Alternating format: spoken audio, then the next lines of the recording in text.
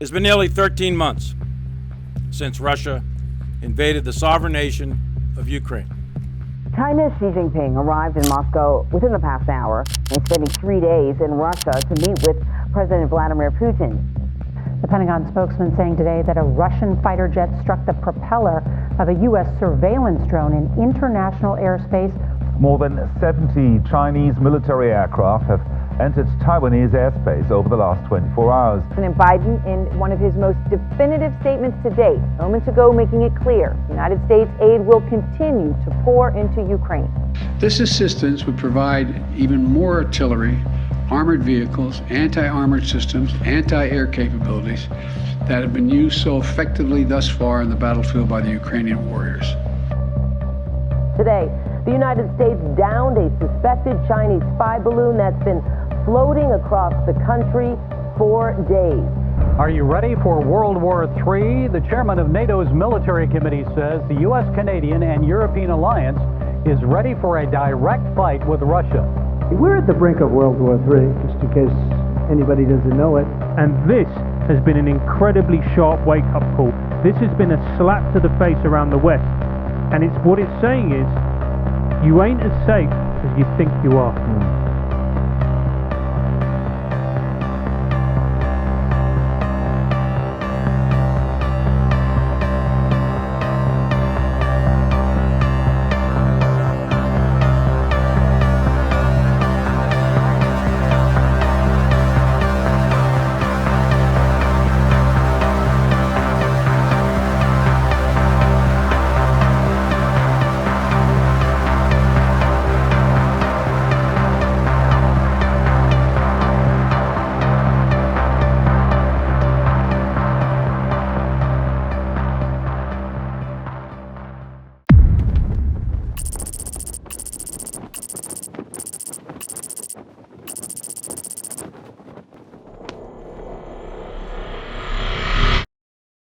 Vladimir Putin has just addressed the Russian people moments ago, announcing what Putin called the start of a military special operation, in his words, to demilitarize Ukraine.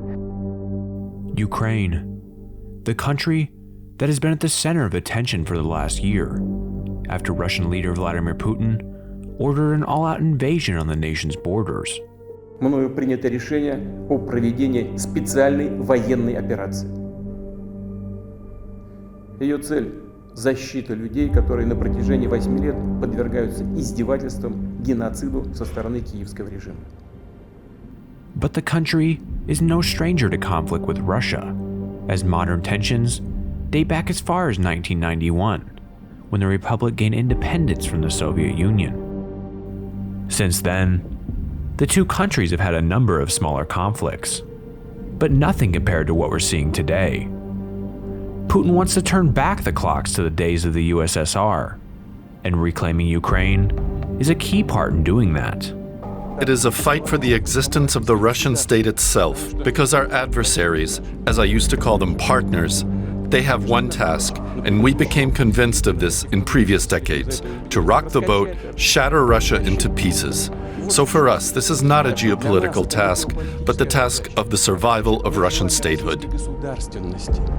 But the question is, why did Putin decide now was the best time to invade Ukraine? And how does this regional conflict have the potential to spill over into a global one?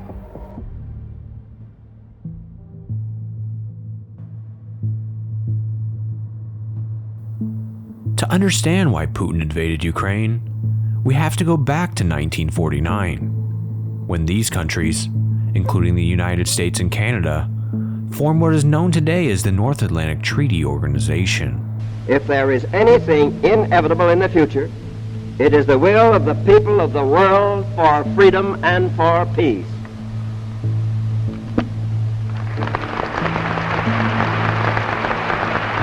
Fast forward to 1955, when these countries joined the Soviet-led Warsaw Pact. Europe would stay this way for decades, with both sides growing their military strength, until one side collapsed. Again, our top story. Soviet President Mikhail Gorbachev has been removed from power, and there are tanks now in the streets of Moscow. The nuclear threat, while far from gone, is receding. Eastern Europe is free. The Soviet Union itself is no more. After the fall of the Soviet Union, the region disbanded into 15 independent countries, with republics like Ukraine overthrowing their government. On the other side of Europe, NATO was still going strong, and with the fall of the USSR, they saw it as a prime opportunity to not only maintain their reach, but expand it. In 1999, Poland, Hungary, and the Czech Republic joined the organization, and in 2004, 7 more countries joined along with them. Today we proudly welcome Bulgaria, Estonia, Latvia, Lithuania, Romania, Slovakia, and Slovenia. We welcome them into the ranks of the North Atlantic Treaty Organization. With this expansion eastward, NATO had begun to stretch into territory that had been held by the Soviets for decades. Belarus, Ukraine, and Georgia were now the only remaining countries dividing Russia and NATO. While Belarus wanted to maintain their connection with Russia, Ukraine and Georgia had hopes of joining NATO. Ukraine officially became a partner of NATO in 1994, inching them closer to becoming a member. Fast forward to 2013, and Ukraine had reached an agreement to become a member of the EU. But shortly after, the country decided to back out of the agreement. And European Union leaders and Ukraine have, as expected, failed to sign an historic free trade deal after a last-minute U-turn from Kiev. Ukraine's President Viktor Yanukovych still attended the Eastern Partnership Summit in Vilnius, but under economic pressure from Moscow, he's revived trade talks with Russia, and nothing the EU said could make him change his mind. The people of Ukraine were not happy with this decision, as protests began to break out across the country.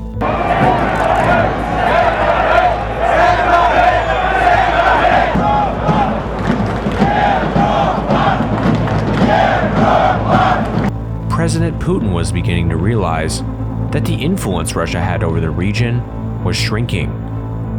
So, he decided to use force in its place. Next, we turn tonight to the tension rising around the world as Russian President Vladimir Putin casts his shadow across the boundary of Europe and Russia.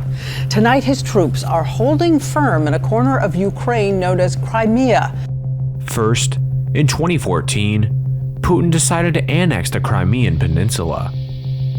Next, Russian-backed separatists gained control of the Luhansk and Donetsk regions. The Ukrainians have tried to push forward a couple of times but have failed, this fighter says. But it's not like in 2014 when we were rebels. Now we are an army. Putin continued to control these regions, destabilizing the country and sabotaging a relationship with NATO, until the beginning of 2021, when Putin wanted more. He calls them peacekeepers. This is nonsense. We know what they really are. Satellite images taken in March and April of 2021 identified a buildup of thousands of troops near the Ukrainian border. Troops were partially withdrawn in June of 2021, though, after alarms of a possible Russian invasion. But later in October, Russian forces returned. But this time, something was different.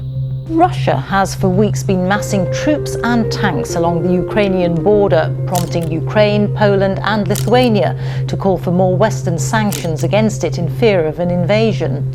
A joint statement by the countries today accused Russia of continuing aggression and urged NATO to act. Armor, missiles, and heavy weaponry were starting to amass on the border of the two countries. And by December, over 100,000 Russian troops had been identified.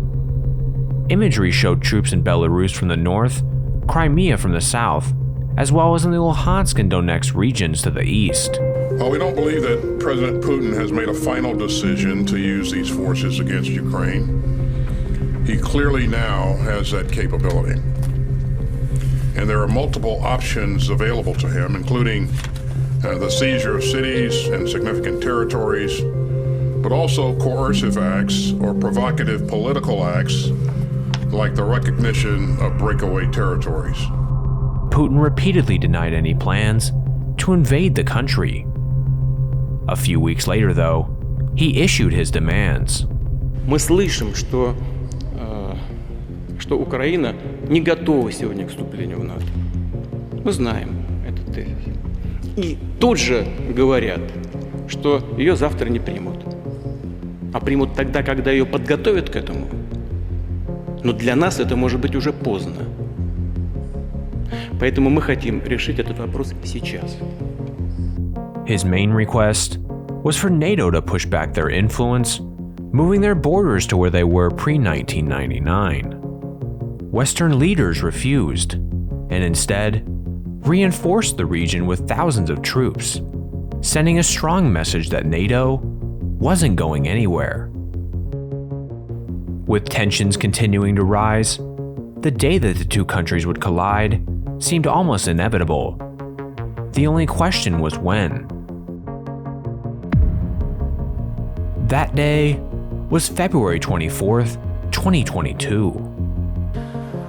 Good morning from the Ukrainian capital, Kiev. Gunfire and explosions have been heard here and in the second city of Kharkiv shortly after the Russian President Vladimir Putin authorized a special military operation in Ukraine's Donbass region and told the Ukrainian military to lay down their weapons and go home.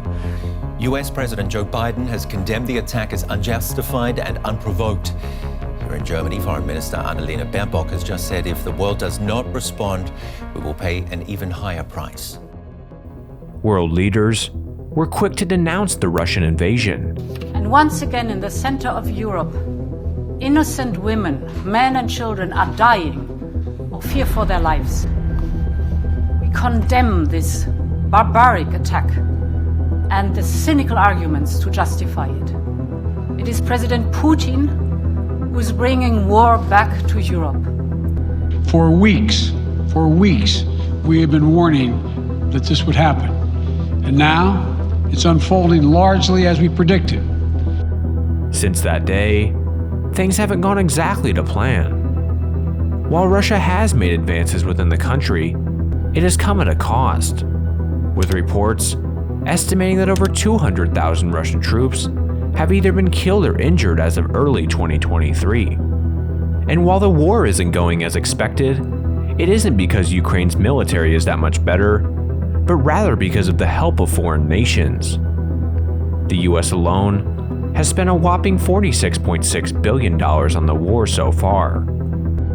Last week, I signed an $800 million package of security assistance to Ukraine. Today, I'm announcing that the United States will be sending 31 Abrams tanks to Ukraine. Together, we've committed nearly 700 tanks and thousands of armored vehicles, 1,000 artillery systems, more than 2 million rounds of artillery ammunition. With Ukraine getting support from all around the world, many believe that Putin is starting to feel the pressure.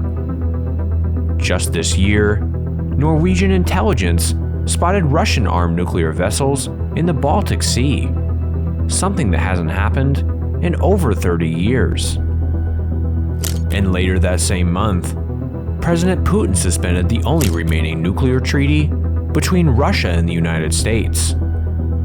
And so with these developments, the world is treading lightly, as Russia still holds the world's largest nuclear arsenal. What's more is that President Putin has warned other countries of what could happen if they get involved. If anyone from the outside intends to interfere in what's happening, then they should know this. If they create threats for us, threats of a strategic nature, our retaliation, our counterstrike will be instantaneous. And with the recent announcements that Ukraine will join NATO, it seems as though Eastern Europe is on the brink of a global war. NATO allies have agreed that Ukraine will become a member of our alliance, but at the same time, that is a long-term perspective. What is the issue now is to ensure that Ukraine prevail as a sovereign independent nation. And while everyone has their eyes set on Ukraine, it isn't the only place that could start a world war.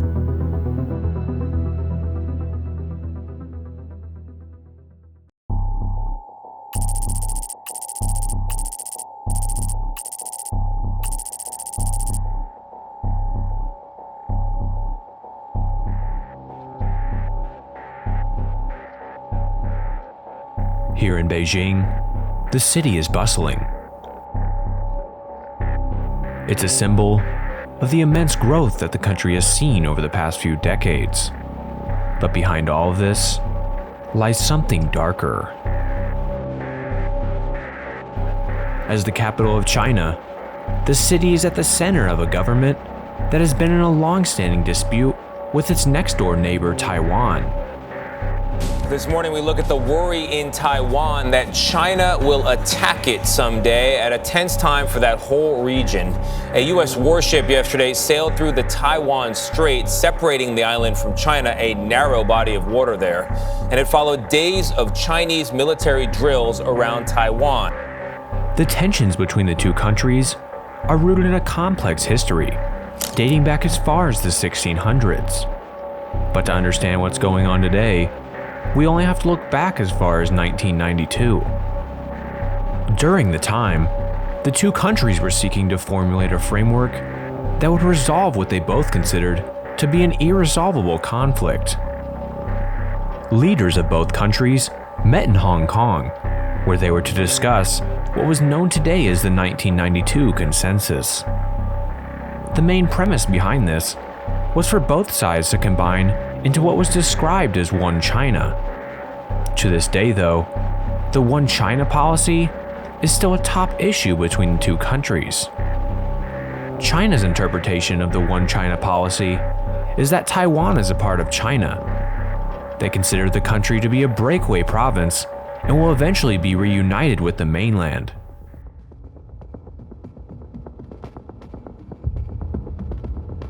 We 们坚持以最大诚意，尽最大努力，争取和平统一的前景，但绝不承诺放弃使用武力，保留采取一切必要措施的选项。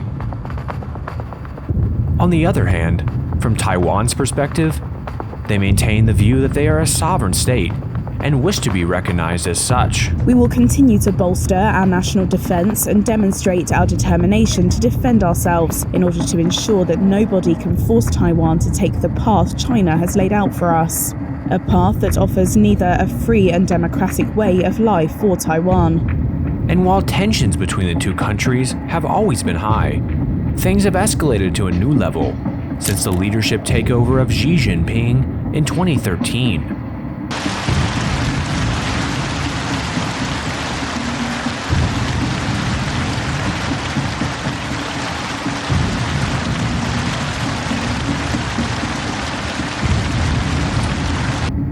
President Xi is known for his strong leadership style and his efforts to consolidate power within the Chinese Communist Party. He has also been more assertive in China's foreign policy, including its approach to Taiwan. 祖国完全统一的历史任务一定要实现，也一定能够实现。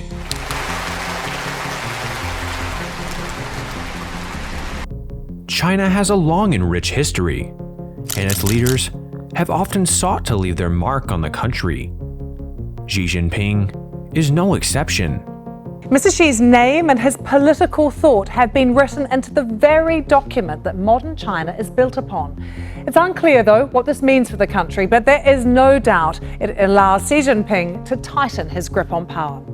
He desires most to be China's greatest leader. And in order to achieve this goal, he has to do something that no leader before him has been able to accomplish: connecting the sovereign nation of Taiwan back to the mainland. 也绝不允许任何外来势力欺负、压迫、奴役我们。谁妄想这样干，必将在14多亿中国人民用血肉铸成的钢铁长城面前碰得头破血流。 Under the leadership of President Xi, China has made significant strides in modernizing its military and expanding its capabilities.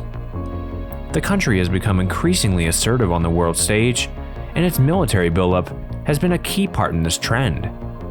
Even as recent as 2020, amassing the world's largest navy, leading many experts to believe that a Chinese takeover of the island may be closer than we think. Officials and academic experts, the refrain you hear a lot is that it's not a matter of if but when the Chinese military will try and move on Taiwan. What do you think? I think I would agree with some of the analysis. It might be 2025, 2027, or 2035, and etc. There's some merits to those analyses, but from our perspective, we should not wait for those years to come. We should be prepared, and we're trying to get prepared. In the event of a Chinese invasion of Taiwan, regional powers would likely respond in different ways.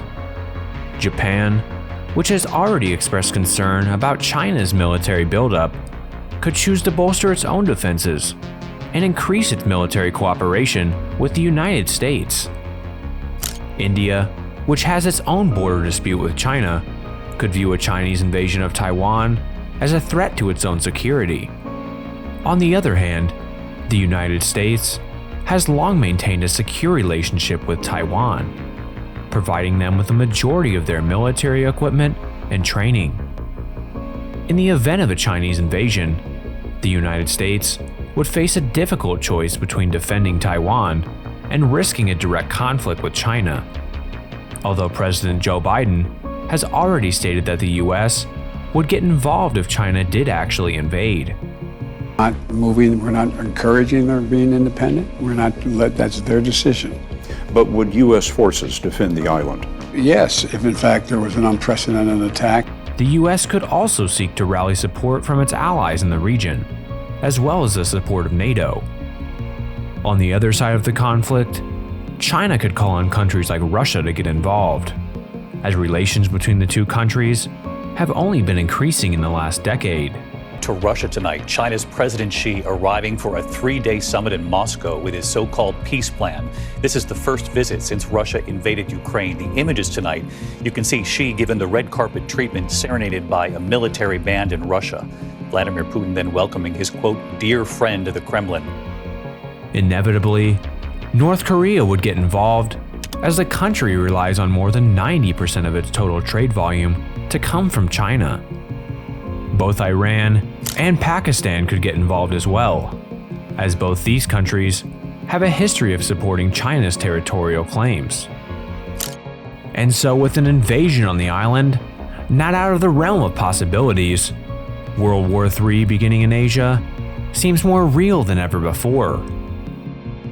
However, in another place, internal conflicts are what could be brewing a possible global war.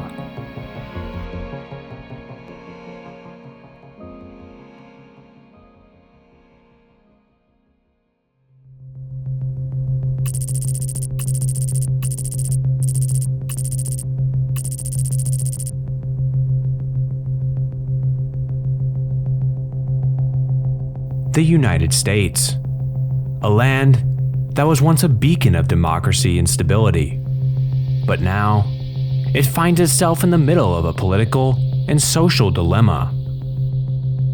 The country is more divided than ever, with deep-seated internal conflicts threatening to tear the fabric of society apart. But could these conflicts escalate to a point where they could bring about a world war? In recent years, the United States has seen an unprecedented level of social unrest. Protests and riots have rocked cities across the country, A curfew took effect at 5 p.m. tonight. It is in effect until 5 o'clock tomorrow morning. Seattle police are now blocking all traffic coming into the city. This is just a snapshot of some of the damage that people will be waking up to in Soho. Through the night, protesters smashed into luxury stores, stealing items and clashing with police. Yeah, definitely, Bonnie. This weekend actually marked 100 days of protests in the city of Portland. While Saturday featured some peaceful events during the day, police ended up declaring a riot that night. And I want to show our viewers that picture, what's going on in the well of the Senate. Look at this. Look at this, John King. You and I have covered Capitol Hill for a long time. A protester is sitting there on the Senate floor where normally the president of the Senate, it would happen to be the vice president just a little while ago, a protester is sitting there in the well of the U.S. Senate. John. These divisions have only deepened in recent times, with the recent pandemic and the contentious 2020 presidential election. Votes for President of the United States are as follows. Joseph R. Biden Jr. of the state of Delaware has received 306 votes. Donald J. Trump of the state of Florida has received 232 votes. Political polarization has become a defining characteristic of American society. The two major political parties are increasingly at odds, with each side viewing the other as an existential threat. Macron told Politico that Europe shouldn't be a follower of the US, and he spoke about the great risk for Europe of getting caught up in crises that are not theirs, preventing it from building strategic autonomy. The rest of the world is watching closely. America's allies are increasingly concerned about the country's stability, while its enemies are looking for opportunities to exploit its weaknesses. If the United States does not hit the brake but continue to speed down the wrong path, no amount of guardrails can prevent derailing, and there will surely be conflict and confrontation. Russia and China are among the countries that are keeping a watchful eye. A weakened America could provide a prime opportunity for these nations to take advantage and pursue their own agendas. Are you curious about America? More than simply another nation that you have to deal with. Of course we're curious about what's going on. America exerts enormous influence on the situation in the world as a whole. Meanwhile, America's allies are anxiously monitoring the situation, aware of the potential fallout that could result from any internal instability. China is standing with Russia, with Iran, and then with other smaller countries, North Korea, Cuba, to offer a world order that it sees as an alternative to an order that is, sort of defined by and manipulated by the United States. China is rapidly expanding its economic and military power, while Russia is using its military might and political influence to push back against the US. And with recent talks of the BRICS alliance, the threat to the US is at an all-time high. But now the BRICS nations, Brazil, Russia, India, China, and South Africa, have announced plans to develop a new currency. Their goal is to reduce reliance on the US dollar and other Western currencies as well, and protect themselves from international pressure. This growing alliance has alarmed many in the US intelligence community, who see it as a potential threat to American security and interests.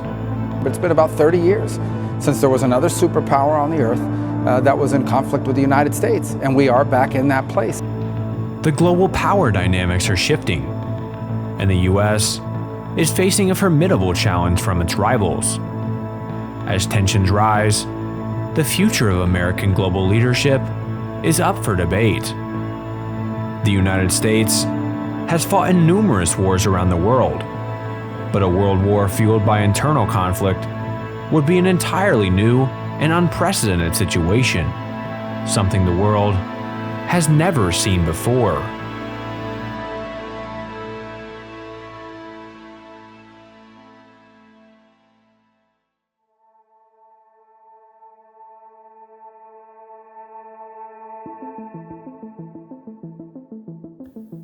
While it may be tempting to dismiss the possibility of a world war, the dangers we face today are anything but remote or abstract.